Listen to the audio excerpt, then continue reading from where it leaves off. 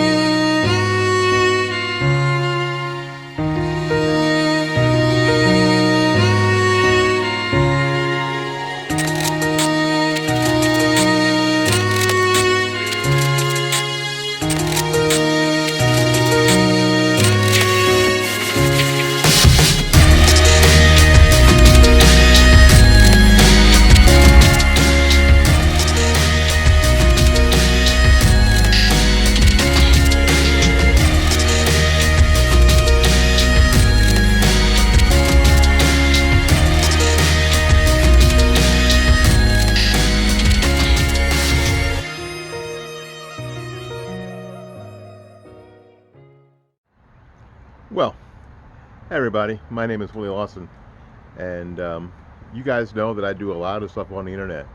And you may think with what's happening on Twitter and what's happening on Facebook and what happened to Parler, that the mainstream social media sources are really trying to rid themselves of conservative voices. And you'd be right. They most certainly are. But you know what? It isn't as bad as you think it is. It's worse. But there are people who are willing to be platformed for free speech. One of those places is freedomforum.website. Freedomforum.website. You can go there and speak your mind.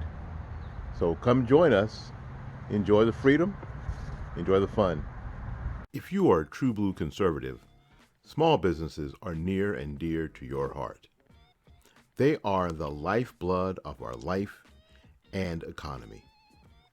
I believe this, and that's why my florist is not a website or phone number.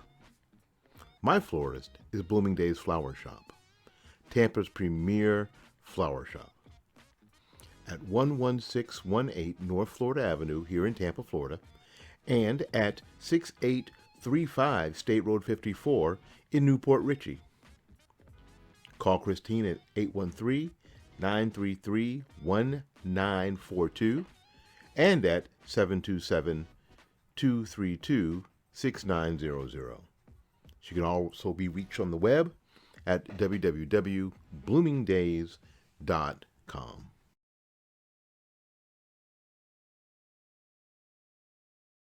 One of the things that I get asked most is, where can I get information that is not tainted with liberal bias?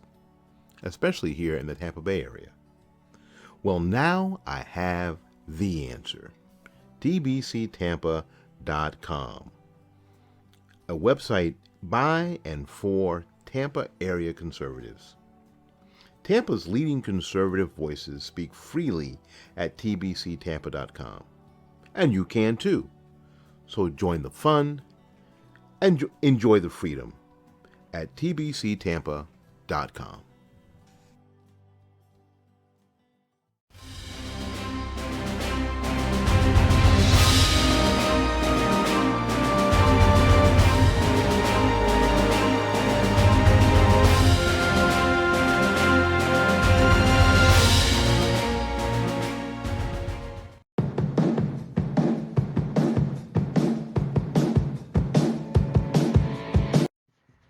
My name is Willie Lawson, and this is the Morning Report.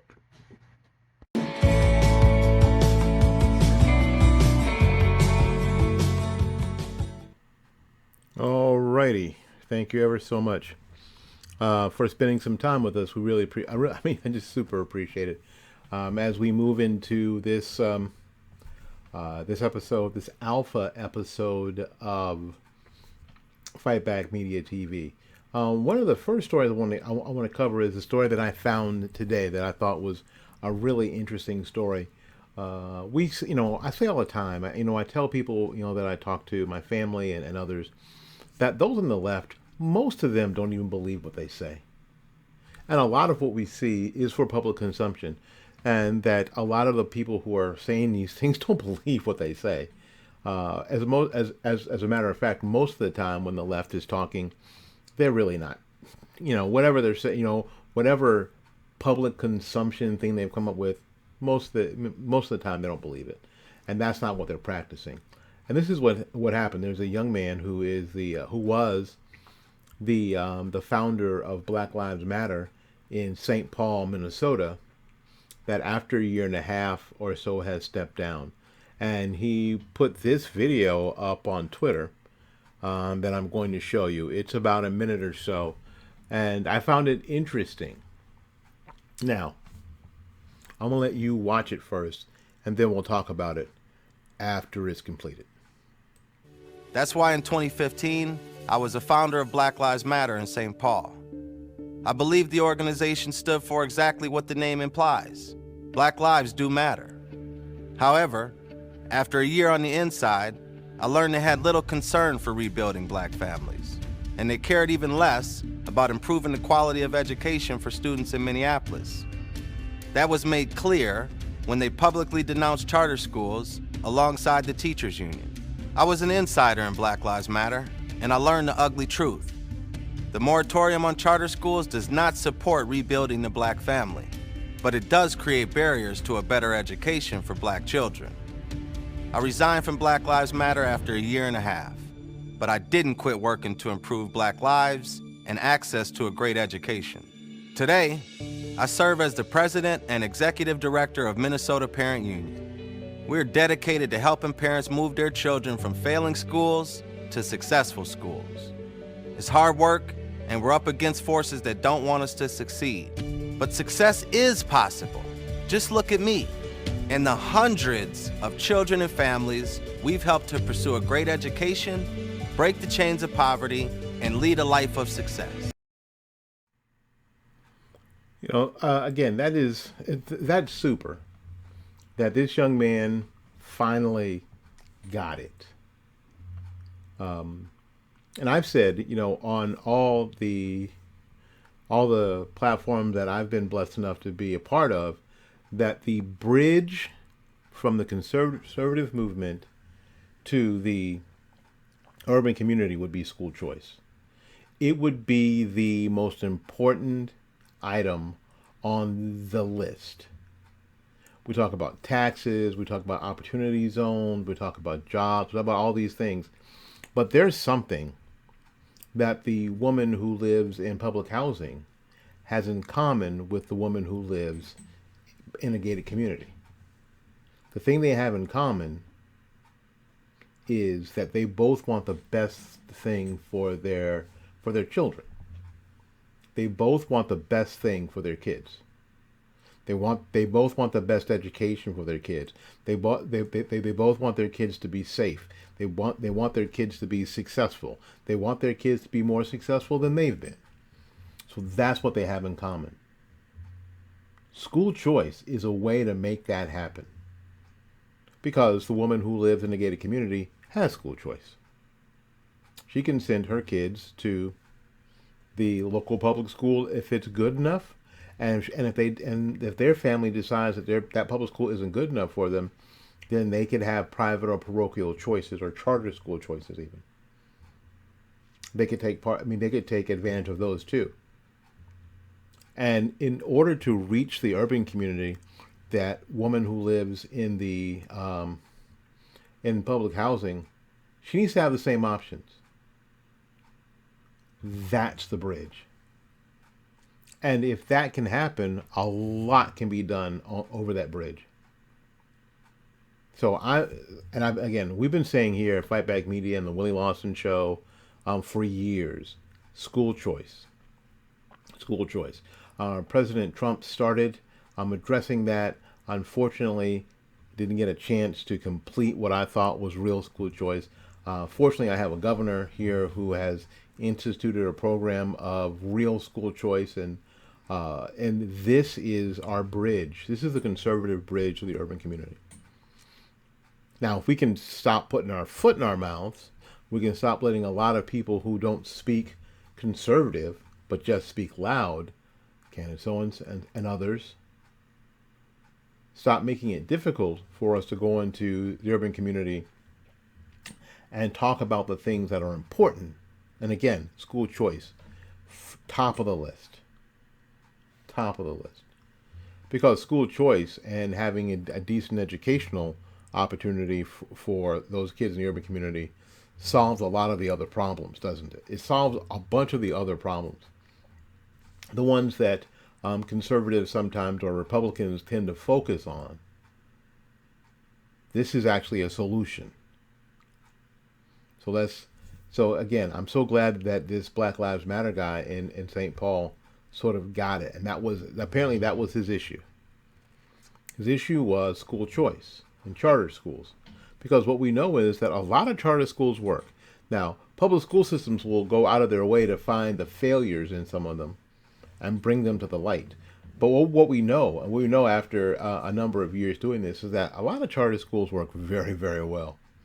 And they work very well with the underserved community. So I'm really glad this dude found that out. And I'm glad that he was brave enough to speak out, because a lot of times, those people just disappear into the woodwork. They've made a few dollars, maybe, and they resume private life. They resume private life. They maybe have a few dollars, put together, and they send their kids to a charter school or a private school or a parochial school, and they've learned a lesson, but they don't speak up. This young man is speaking up and speaking out. And although we may not agree on everything, because listen, let's not turn this dude into super conservative, because I'm sure he's not super conservative. But on this issue, we do have common ground. Let's work on that issue and work on that bridge. What do you say? Good idea, right? Heck of an idea. All right. COVID. I know you're tired of hearing about COVID. I'm tired of talking about it. And I'm in Florida, so there's a really good chance that we're going to stop talking about it after a while. And this is why. This is a small clip from the Tucker Carlson Today Show with Governor Ron DeSantis, who's the governor of Florida. And no, you guys can't have him. No, we're not done with him yet here in the state of Florida. Because today, Governor DeSantis signed a couple of bills into law. One limiting local bans and regulations on firearms that are more stringent than those of the state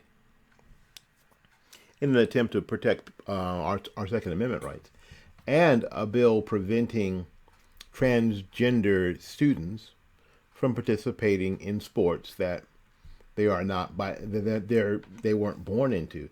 It prevents boys pretending to be girls from participating in girls' sports, and thus protecting girls and women's athletics in the state of Florida, especially in the high schools.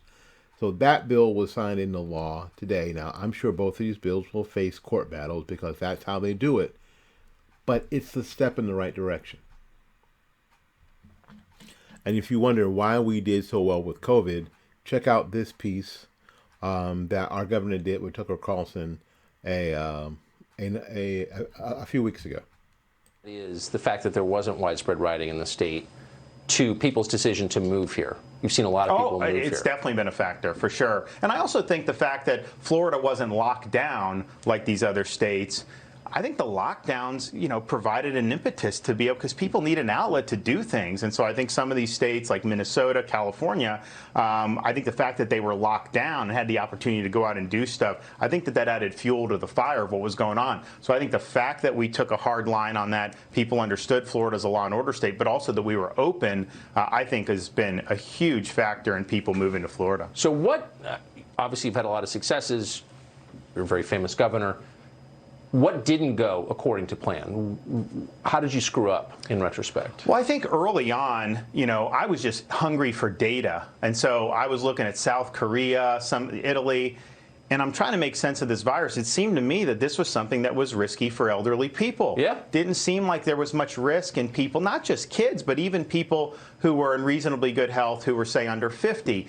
But I didn't really have the proof of that in Florida. So when they did the 15 days to slow the spread and some of that stuff, we followed that. Whereas I think if I had more data, I would have had the ability to say, wait a minute, why would we need to, close a gym for 2 weeks? I mean, these are younger people going to work out. If you're healthy, you're going to end up dealing with the virus better. And so I think that it took me a few weeks, March and into April, to get enough data to say, okay, we're not doing Fauciism. We're going to make sure our state's open. We're going to get the kids back into school, and we'll just focus our protection on elderly people.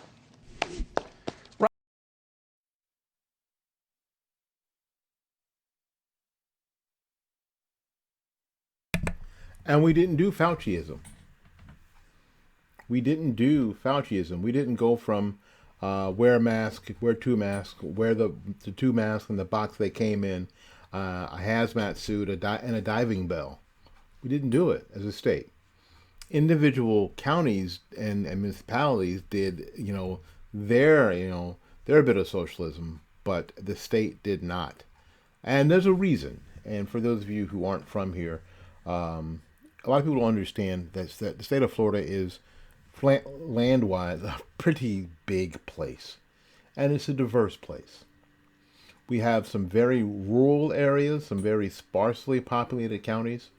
And then we've got counties like Miami-Dade and Broward and Pinellas County, really, the most densely populated county in the state. And there are still counties of the 67 counties in the state of Florida that haven't had a COVID death, that still have COVID cases only went in the double digits. Still, after more than a year. So those are very small counties, not land-wise, but people-wise. There are not many people, in some of these counties like Bay and Hamilton and counties like that. They're just not very big. And then you've got Miami-Dade and Hillsborough, even where I am now, where there's 1.4 million people here. And you've got counties like Broward and Dade, again, 2.4 million people, 1.7 million people, that kind of thing, and a lot more density. Well, then you might treat that differently than you would maybe, like I said, a Bay County or a place like Mossy Head or Bear Head or Two Egg, Florida. It might be a lot different, or Monticello, Florida, for that matter, which is 20 minutes outside of the state capital, Tallahassee. So it's sort of a thinly populated area. So the governor let local officials, well, until recently, do what local officials had to do.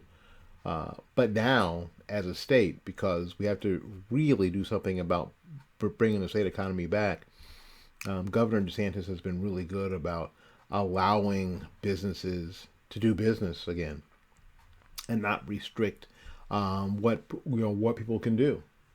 Sort of leaving it to us. Basically saying, you know your situation.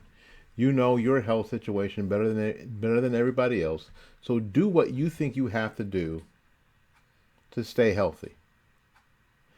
So, recently when Texas lifted their mask mandate, and Georgia lifted their mask mandate, media was saying that Florida lifted their mask mandate.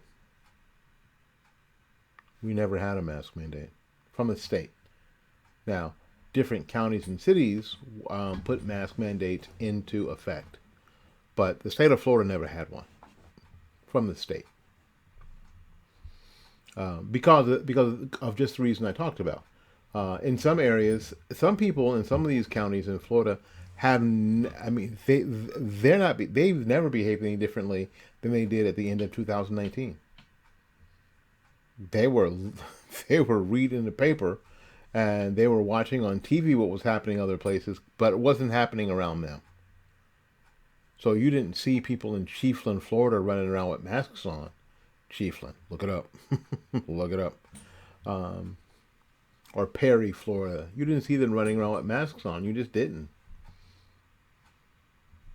You know, a lot of them lived on X number of acres out in the middle of the country or whatever.